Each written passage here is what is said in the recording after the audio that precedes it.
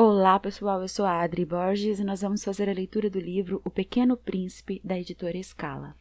Certa vez, quando tinha 6 anos, vi um desenho impressionante no livro de histórias vividas sobre a Floresta Virgem. Ele representava uma jiboia que engolia uma fera. Eis a cópia do desenho. O livro dizia: as jiboias engolem sem mastigar a presa inteira. Em seguida, não podem mover-se e dormem durante os 6 meses da digestão. Refleti muito sobre as aventuras da selva e fiz, com lápis de cor, o meu primeiro desenho. Meu desenho número 1 era assim. Mostrei minha obra-prima às pessoas grandes e perguntei se o meu desenho lhes dava medo. Eles me responderam: por que um chapéu daria medo? Meu desenho não representava um chapéu, representava uma jiboia digerindo um elefante. Desenhei então o interior da jiboia, a fim de que as pessoas grandes pudessem entender melhor. Elas têm sempre necessidade de explicações. Meu desenho número 2 era assim. As pessoas grandes aconselharam-me a deixar de lado os desenhos de jiboias abertas ou fechadas e a me interessar de preferência pela geografia, pela história, pelo cálculo e pela gramática. Foi assim que abandonei, aos 6 anos, uma magnífica carreira de pintor. Eu fui desencorajado pelo insucesso do meu desenho número 1 e do meu desenho número 2. As pessoas grandes não compreendem nada sozinhas, e é cansativo para as crianças sempre estar explicando. Tive então de escolher outra profissão e aprendi a pilotar aviões. Voei por quase todos os lugares do mundo. E a geografia, é claro, me serviu muito. Eu sabia distinguir, ao primeiro olhar, a China e o Arizona, e isso é muito útil quando se está perdido na noite. Assim, durante a minha vida, fiz vários contatos com muitas pessoas sérias. Vivi muito entre as pessoas grandes e as vi bem de perto. Isso não melhorou a minha antiga opinião. Quando eu encontrava uma que me parecia um pouco lúcida, fazia com ela a experiência do meu desenho número 1, que sempre conservei comigo. Eu queria saber se ela entenderia o desenho, mas sempre ela me respondia: é um chapéu. Então eu não lhe falava de jiboias, nem das florestas virgens, nem de estrelas. Colocava-me no seu nível. Falava de bridge, de golfe, de política e de gravatas. E as pessoas grandes ficavam encantadas de conhecer um homem tão razoável. Vivi, portanto, só, sem alguém com quem pudesse realmente conversar, até o dia em que tive uma pane no deserto do Saara há cerca de 6 anos. Alguma coisa se quebrara no motor, e como não tinha comigo nem mecânico nem passageiro, preparei-me para resolver sozinho aquele difícil conserto. Era para mim questão de vida ou morte. A água que eu tinha para beber mal dava para 8 dias. Na primeira noite, adormeci sobre a areia, a milhas e milhas de qualquer terra habitada. Estava mais isolado que um náufrago numa jangada perdido no meio do mar. Imaginem, então, a minha surpresa quando, ao amanhecer, uma pequena voz estranha me acordou. Ela dizia: por favor, desenha-me um carneiro. O quê? Desenha-me um carneiro? Levantei-me como se tivesse sido atingido por um raio.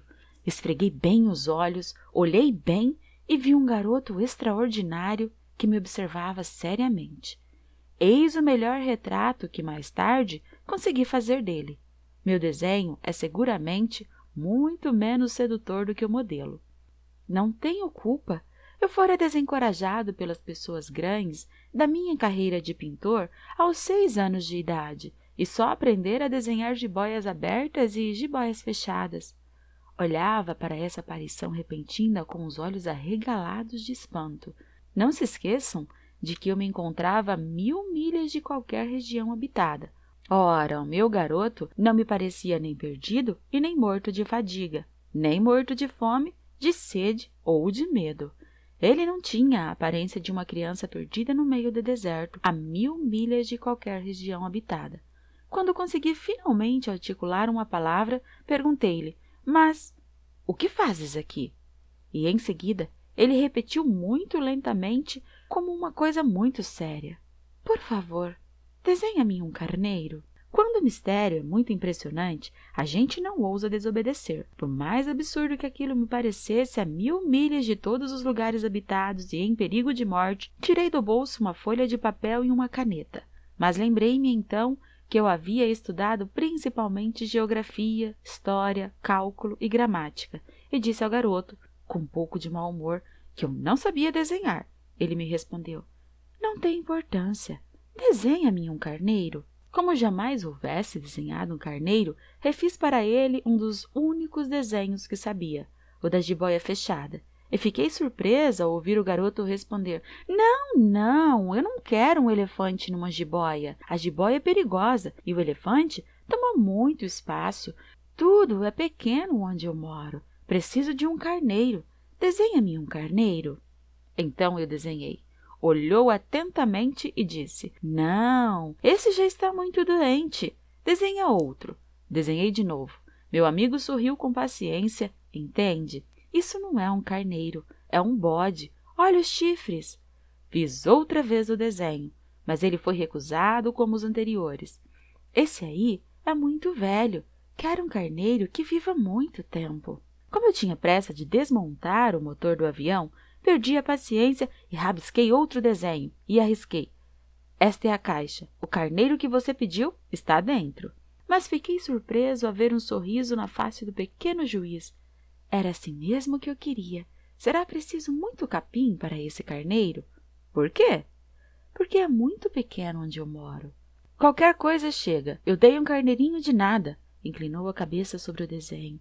Não é tão pequeno assim. Olha, ele adormeceu. E foi assim que conheci um dia o Pequeno Príncipe. Levei muito tempo para compreender de onde viera. O Pequeno Príncipe, que me fazia muitas perguntas e que parecia nunca ouvir as minhas, palavras pronunciadas ao acaso é que foram, pouco a pouco, revelando tudo. Assim, quando viu pela primeira vez meu avião, não vou desenhá-lo aqui, é muito complicado para mim, perguntou-me: que coisa é aquela?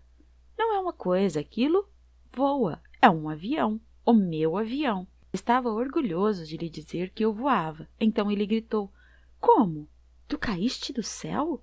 Sim, falei modestamente. Ah, isso é engraçado. E o Pequeno Príncipe deu uma bela risada, que me irritou profundamente. Gosto que levem a sério as minhas desgraças.